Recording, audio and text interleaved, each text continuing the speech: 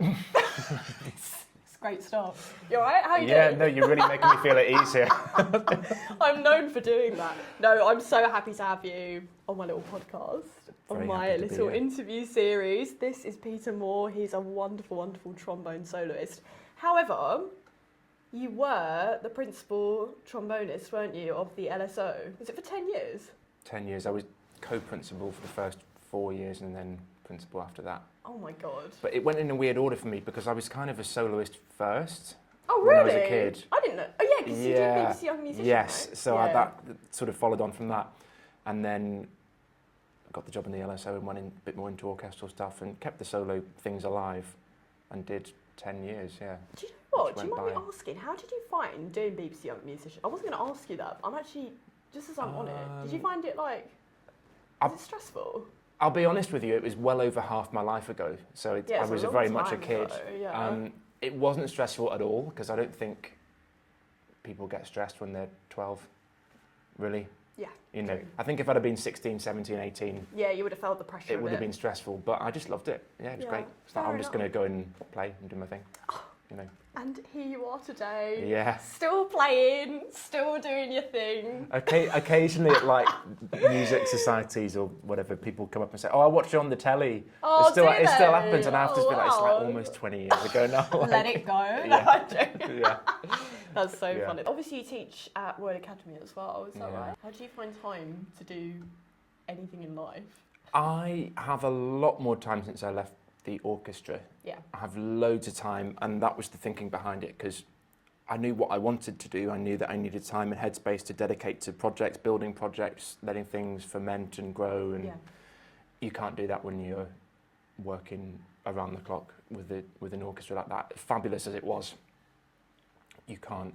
There's no extra energy to give. I was thinking that because I myself am really careful not to overload my workload if I can. It's not always possible, as you know, but I was thinking how important it is to just keep sometimes space and time free to just do your own creative projects and like pitch stuff to people, get stuff going, record content and everything else. But you can't do it if you're burnt out from working all the time, you know? Can't. Yeah, you can't.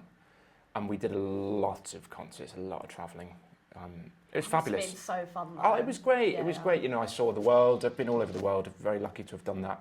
Yeah. And yeah, and you play great concerts with great musicians and you have a great time. Did you ever play as a soloist though? With Or, them, yeah. I did it quite a few times, yeah. Oh wow. First time, 2018, the James Macmillan Concerto, and then we did a Japan tour and I played Takemitsu with Rattle in the LSO, that was great. And then, yeah, I've done it a few times. And then just now at the Proms, but I've left now, so it didn't count. Oh, I didn't know They you got did the, the yeah, proms, I that's did so with, cool. Oh with, my with the God. LSO Wind Ensemble. What do you find more nerve-wracking and what's the difference between playing in an orchestra and being a soloist? Being a soloist can be a lot more liberating and a lot freer. You have a lot more artistic license generally. But the spotlight's on very much on you. Yeah. So everybody's going to be looking at you and focusing on. But in many ways, it's harder to sit at the back of the orchestra and come in really quietly when you haven't touched your instrument for 10, 15 minutes. They can both be nerve-wracking and they can both be easy. Yeah. I wish it was as simple as saying I'm more relaxed doing this. It depends how you're feeling in the moment, what the environment is, what the atmosphere is, how you've prepared, how you feel, you know. Do you have a different preparation for when you're doing stuff with orchestra as opposed to a soloist? You don't really prepare at all with an orchestra. You just Yeah. make sure you're on time and Jump do a in. warm-up, Yeah. because that's all there's time for, because the music's just flying at you so quickly. Yeah. You Well, don't in really- Britain, it's not the case in other countries. Is that No, right? they'd have more That's rehearsals. very much like a British thing. isn't Very it? much, yeah. Like they sight read like absolute animals. It's just ridiculous. It is crazy. But- And there's no other country in the world that can do that like Britain. I no, know, no it's- way. it is I should say incredible. UK, not Britain. Yeah. You know. Because I think they do it in Northern Ireland as well. That's so funny. I was like, Yeah. hilarious. Okay.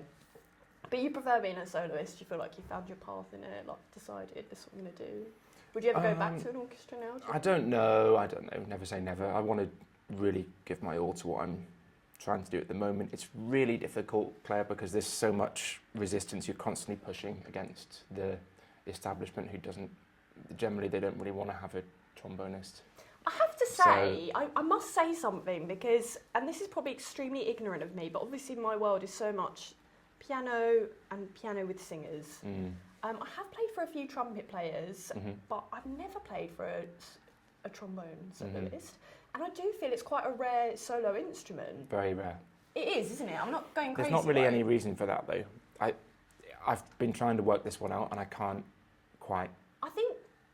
I think it's because it's a really hard instrument to play, and it's hard to make sound very, very expressive and musical, which, by the way, you do a very good job of. Am I wrong? No, I agree with you, but I think everything's hard. I think if you want to do it well, everything's hard. Yeah. So my goal and my aspiration is that when you play whatever instrument it is, they're not thinking, oh, that's a trombone, that's a piano, that's a trumpet. It's like, that's just an artist that happens to be playing that instrument. So that's kind of what I'm going. Yeah. Sorry, is that too profound for your podcast? I'll just cut that out. And actually, the biggest compliment that people can give to me, which they have done, is that I forgot I was listening to a trombone. Yeah, I've certainly thought that when I was listening through to your videos. I was taken aback because, quite frankly, I've never really sat down and really listened to a trombone soloist. It was actually a new experience for me, which is crazy because I'm a classical musician. Compared to a valve instrument, how do you think the slide on the trombone, how do you think you can get it sound melodic and expressive and musical? With a lot of practice, is the simple answer. It's very, very It's very difficult to. If I can talk a little bit in depth about legato. Legato on a valve instrument, you blow the air through the instrument and you press the valves down, and as long as you keep blowing the air, you're fine. Basically, there's other things that can go wrong. But I know this because I've played valves, so I started on valves. Yeah, so I know this. Yeah. With the trombone, you've got to line up the air, the tongue, and the hand, and coordinate all those exactly at the same time. And if you just move the slide too late or too early, then it sounds bumpy. Yeah. So it's really difficult. It's the hardest thing on the instrument. But so how do you split your practice time? Now I sort of just have like a kind of checklist of basic things that I try and do every day. You have a list? Well, it's just like I just look at I try and divvy up what the basics are in the instrument. So what I just talked about with the slide, and then I think about like flexibility of the lips, and I sort of do about 45 minutes, just little bits on each of those. Yeah. And then whatever rep I'm working on. How do you balance like your stamina, and do you ever feel like, because I was talking to Matilda Lloyd recently, and she was saying you have to be careful about like your lip stamina and like overdoing your stuff on your lip. Like, how do you manage all of that? Do you have to manage that on the trombone? Oh, of course you do. I don't know so much about the trombone. No, you do. I don't know if that's ludicrous or not. But there's a lot going on around here. There's a lot of muscles involved. My approach to stamina is that it's better to improve your technique rather than relying on stamina. And I'm sure a singer would say the same thing. Yeah. But you do need a lot of strength, around here. If you're playing high and you're playing for long periods, you do need a lot of strength. But if everything's working freely and you're relaxed and your body's helping you, not hindering you, then things are a lot easier. And if you get in that sweet spot, you can sort of play all day if your technique's on the money. Yeah. But you do have to be careful. You do have to give yourself recovery time. Absolutely, we can't be doing hours and hours in a day. Yeah. And actually, I say to my students, if you're doing any more than 2 hours practice a day, I would question what you're doing and whether it's doing any use. Oh, really? Yeah. Do you apply that to any instrument out of interest? No, or just trombone? I think there's a limit to how much actual focus you can put into things. Yeah. Everybody works slightly differently, but I'm talking about intense focus where you really, you put the phone away and you're really into the music and thinking about what you're doing and analysing and building the muscle memory. You can't do that all day. Yeah. I mean, as a pianist, probably you can a little bit more because there's just so many notes. Yeah. But we're not. We're not able to do that. And I've had students say, I've been doing loads of practice and I just can't get this I can't get this sound to respond and get to lips. But it's like, you're doing too much. Oh no! You're doing too much. Oh my You need to make it more efficient.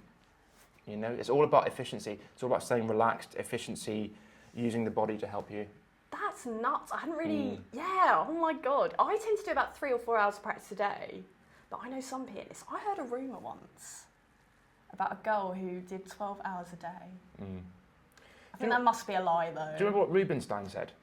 No, what did he say? Rubinstein said you only need 3 hours because if you're using if you're practicing all day, what do you actually have to say through your music Yeah, if you for haven't, sure. if you're not experiencing life? That's exactly what I say to You're people supposed to all communicate. the time. We're 'Cause you can communicating hear it. art. You can hear in people's you can, playing. when they haven't when they lived. don't go out for a drink now and again. Yeah. Do you know what I I'm mean? sure that's exactly what he meant. Yeah.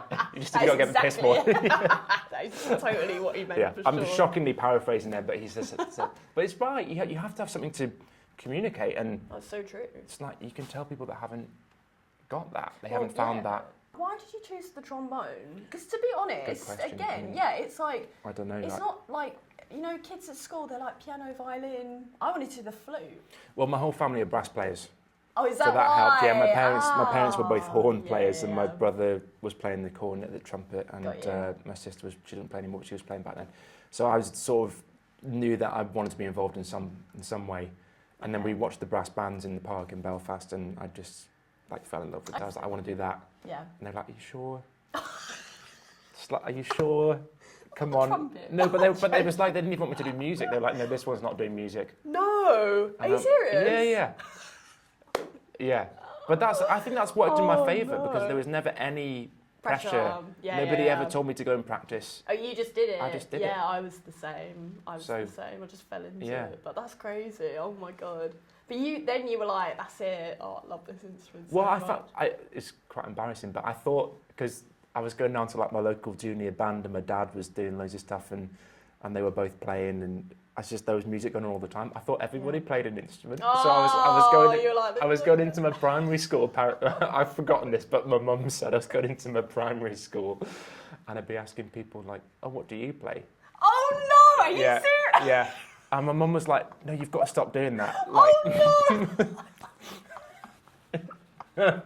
That's so yeah, I think funny. I only did it for a little bit, but God. and then I think my first concert That's so with the junior funny. band, I thought I was just practicing for that or playing for that, and then I'd have to give up.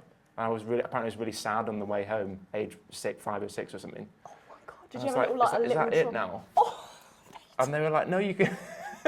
No, you can carry on. There'll be other concerts. No.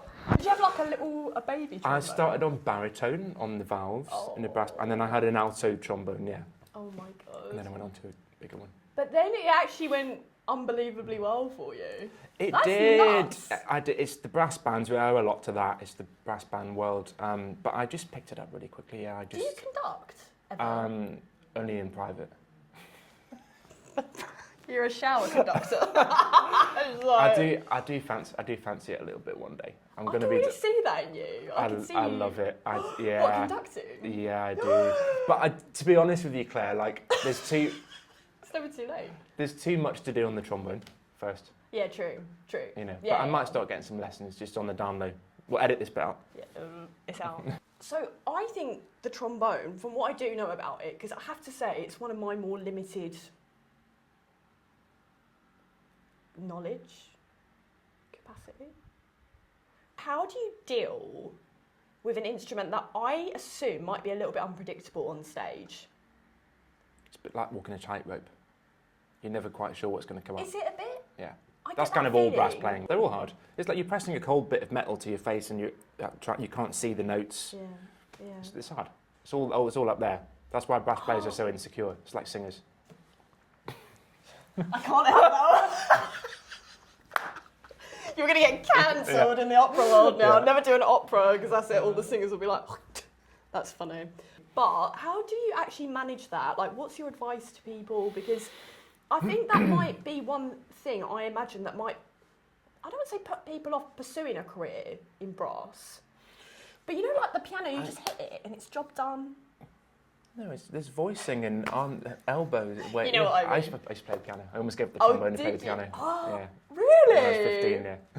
What made you choose? What was like the I moment? just realised that I loved opening the piano score and just being completely overwhelmed by all the information and not being able to play it pretty much straight away because on trombone it's one line. I just loved it. It took me away from, and like I've got a very active brain, Right. a hyperactive brain, so and like when I opened a piano book, it was like I was completely in it.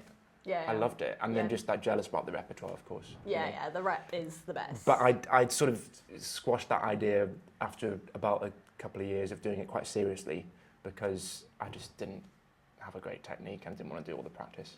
Yeah, it's a lot of practice. And also I'd already got to where I had on the trombone, so I thought, well, I'm not going to stop that, am I? I do feel like at some point, because I used to play the harpsichord, and I feel a bit like there comes a point where you have to make a choice, don't you? It's like, what? And I sing as well, not at all on par with my colleagues, but I do a lot of, I've got more of like a musical theatre voice, really, but I do definitely sing myself, but there does come a point where you have to actually just think, I probably should just put my energy into this one.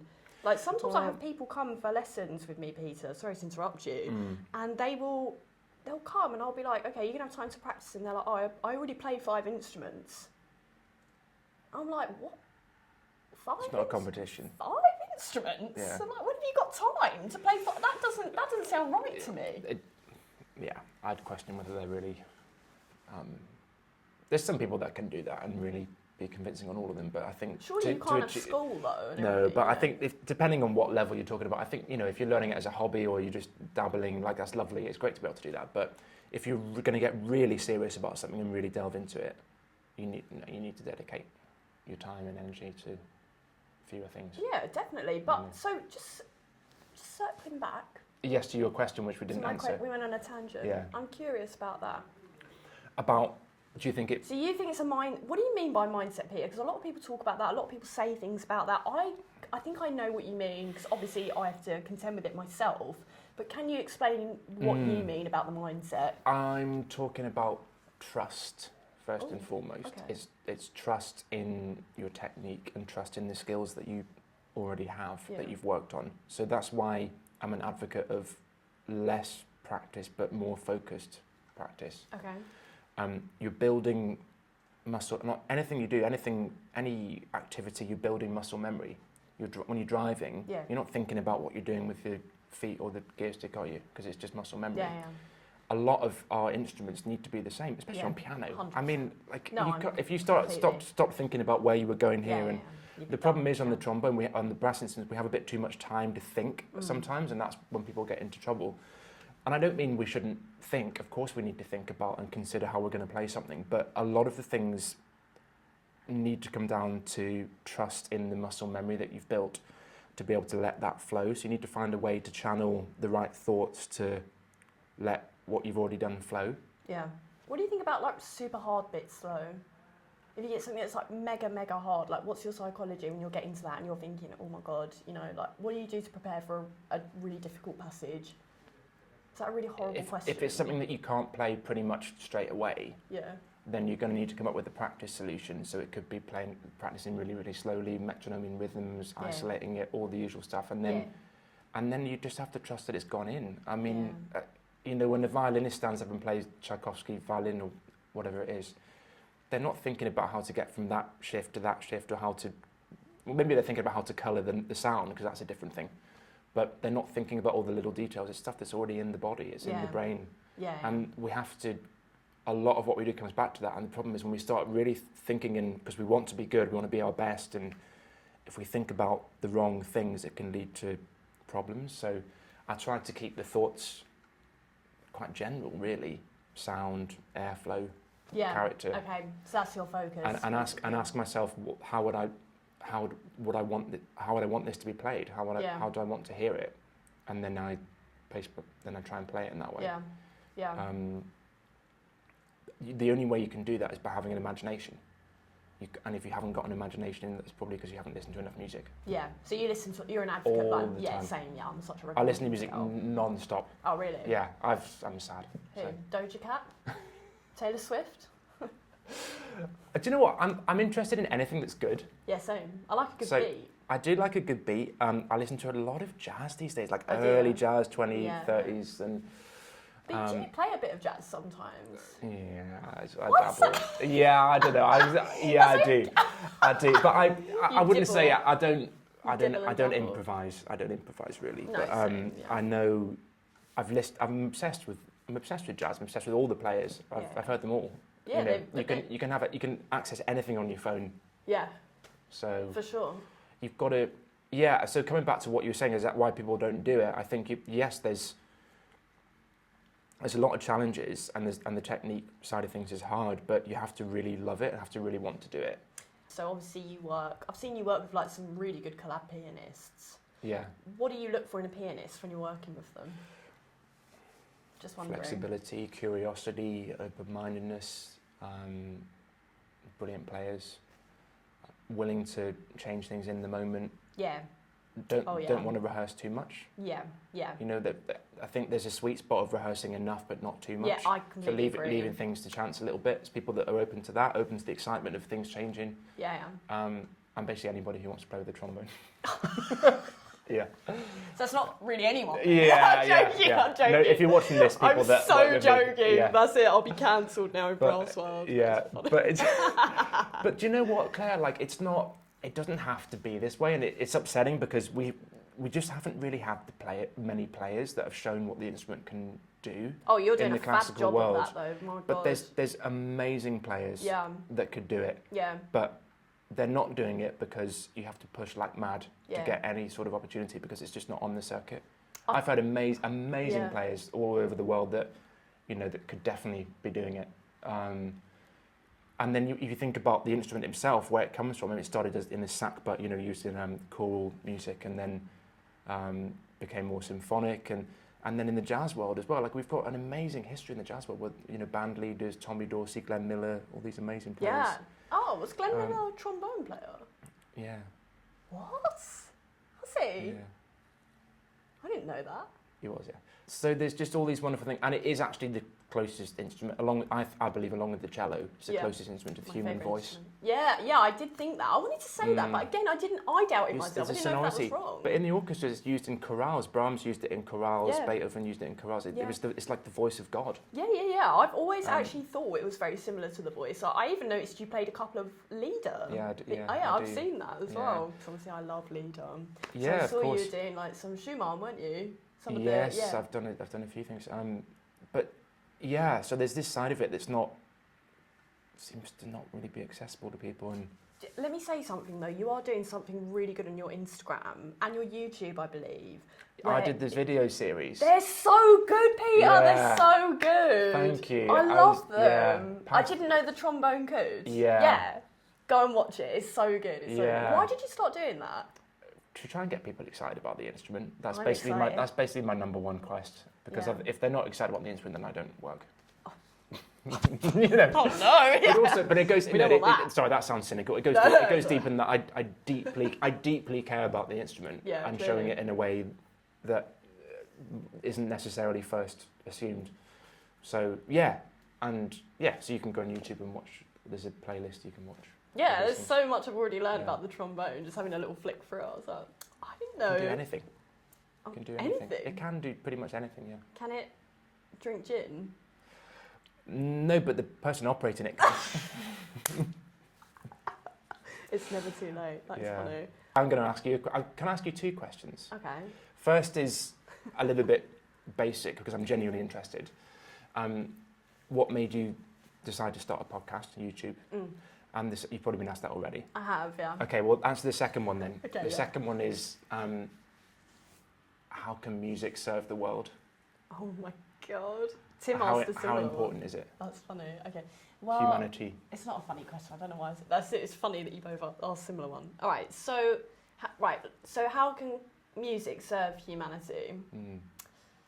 Or do you think because we've got to tell ourselves that we have to tell ourselves that, don't we? Surely, otherwise we're just in our own little echo chamber. And that is like impossibly difficult to answer in like a quick podcast. Well, I wasn't going to give you an easy one. Was I know, freaking hell! I asked the trombone, and they're all like humanity. It's like Okay, well, what I will say is, I think the best thing about it is how it transcends a lot of boundaries and social boundaries, and I think it's universal. You know, reading music is a beautiful skill. It's like learning a language. It's something really anyone can learn. I mean, if you have a natural talent for it or whatever, that is perhaps a different thing, but it is something universally we can all learn. And there's a lot of really, really good skills that it teaches to people when they're learning an instrument. But for example, so I'm very passionate about dementia and causes, you know, helping people with dementia and living with dementia. It's something very, very close to my own heart. And I think music is, for example, in that you know thing of working with people with dementia, the most incredible thing you can give to them for example, because the joy when I go and do a concert and I sing at these concerts or I play and I get them all to sing along, we do a little vocal warm-up, the sense of like everyone just losing their inhibitions all together and just having a nice time and just forgetting that, because also for the carers as well, and just forgetting all of their worries is a great thing. I myself was sitting down yesterday and I think I was playing through a Kurt Weill song that I'm doing for a concert coming up with a really good baritone coming over from America, bass baritone. And I sat down and I remember I was feeling, because I've been a bit ill, you can probably hear in my voice, I'm a bit congested. And I'm very, very tired. I've got a lot on my plate at the moment. I sat down and played it and I was like, I've got a bit of a chill in my body. Like, you know, and I was like, this is what it's all about, isn't it? It takes you out of yourself and it gives you something else, you know, to like live for, really. I don't want to sound completely deep and dramatic, but when I sat down and played it, I was like, this is so beautiful that I can just sit down and play like a nice Weill song. And it gave me a chill and it kind of moved me for a moment and I was like, what an amazing thing. So yeah, I think music, and as a person from Essex who went to a state school, I think it's an amazing, you know, skill to have under your belt. It transcends a lot of boundaries, a lot of social boundaries, and I think it's really, really good. Although I do think we need perhaps more people in classical music who have accents and all of that kind of stuff, you know. So yeah. What do you think? Your turn. Yeah, I totally agree. I'm firing that straight back to you. Yeah, but you look and music's there when there's no words available. Exactly. And, you know, it makes you feel things and it expresses emotions and communicates feelings that you're not able to do in words. And you look at all the great composers, all the great artists, that's what they've done. I mean, a lot of them are quite sort of tortured individuals, really, you know, struggling before we knew what mental health was and knew how to sort of deal with it and look after it. Yeah. Their only outlet was through their music, really. So, yeah, it's just an incredible thing. It just enriches every part of me and every part of society. So I can't imagine a world without it. Especially for children, though, it's such a good thing of like learning discipline and not giving up. And there's so many things that come with it that give you so many good life skills. So I definitely think this country needs to keep behind funding it and getting it out to people, but it's certainly people in state schools, because I think that's getting, you know, without getting too political, I have to be careful. Totally. You know, but I think the problem that we have is that we live in a time where everything's measured by numbers. Yeah. Books are aiming to be balanced all the times. If you can't look on a spreadsheet and see what it gives you to the economy, then some people consider it irrelevant. Yeah. I know. We could actually look at the economy side of things, and I think if you go out for a concert or go to a show, how much money are you actually spending in the economy? Yeah, of course. You're going out for dinner, maybe some drinks, you're getting the train in. So that's one side of things, but the more important side of things is all the things that you can't measure, like what you were saying about learning it in school, the skills that it teaches you. Gaining confidence, teamwork, discipline, listening skills, communication. Yeah. All these things that are going to, if we were all a little bit, you know, better equipped with those qualities, it'd be a nice place to be, wouldn't it? I think if we could listen to each other. Would be a nicer place to be in, wouldn't it? It really, really would. We'll have to work on it, Peter. Well, we can only do our little thing and hope that it spreads. Yeah. You put everything into your little thing. You know, it seems like we might be irrelevant, but you look after what you do and you really believe in it, then it spreads. Yeah, I completely agree. I completely agree, and that's the amazing thing about social media and why I think it's very, very important in classical music, because I know some of my colleagues aren't into it as a thing for classical music, and I keep saying this on this podcast, but I think it's so true. Like, it's the most powerful tool to get it out to people. Isn't it? I met you through Instagram. I DM'd you. I was like, would you like to do an interview? I love your Instagram, you know. So this is the thing. It's just one. Right. Post-concert, what's your drink of choice? Cold beer. Cold beer! Oh my God! Straight away. You are such a predictable brass player. Then I might go on to something else, but first it's got to be a cold beer. Okay, what's the next? Maybe some wine. Maybe a bit of the old white wine, is it? Or a bit could be anything. Bit of rosé. Depends where I am. With an ice cube. Depends where I am in the world. You're a classy If lady. I'm in, like, you know, Greater Manchester, probably not, but, you know, like... Yeah. I was careful not to name it a precise town there. Yeah, I was like, okay, well done. That is funny. But, Fair play. yeah. I like a good old rosé. Do you know, actually, I love a Negroni. I love a Negroni. I love a tequila more. I love like a good margarita, a bit of spicy marg situation. Yeah. Do you know what I mean? I love tequila. I enjoy a tequila shot. I shouldn't say that on this pod. Yeah. That might be a good place to finish. No. Drinking. Don't we? You put a disclaimer, I do. on the bottom of it.